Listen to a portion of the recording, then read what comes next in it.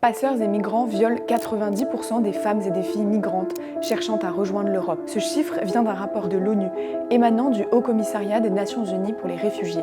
Ce rapport se concentre sur la route centrale méditerranéenne qui s'étend de l'Afrique de l'Est à l'Afrique de l'Ouest jusqu'aux côtes du Maghreb. Les migrants qui parcourent cette route et débarquent en Italie sont principalement guinéens, ivoiriens, tunisiens, égyptiens, bangladais et pakistanais. On compte 157 314 arrivées dans le pays rien que sur l'année 2023.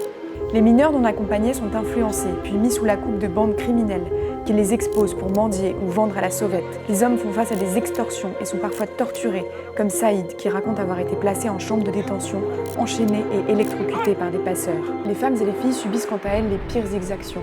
90% d'entre elles sont violées par des bandes criminelles ou des passeurs. Certaines doivent aussi payer des pots de vin en réalisant des faveurs sexuelles, parfois auprès de groupes entiers de migrants. D'autres, victimes de kidnapping, sont forcées à marier leurs ravisseurs et avoir des enfants avec.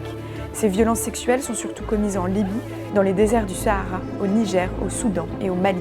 Malgré le démantèlement de nombreux réseaux et la libération de centaines de victimes, l'UNHCR déplore que ces opérations ne semblent pas avoir un impact sur les départs. Les conflits locaux et ethniques ou l'arrivée au pouvoir de juntes dans certains pays africains pourraient encore aggraver la situation.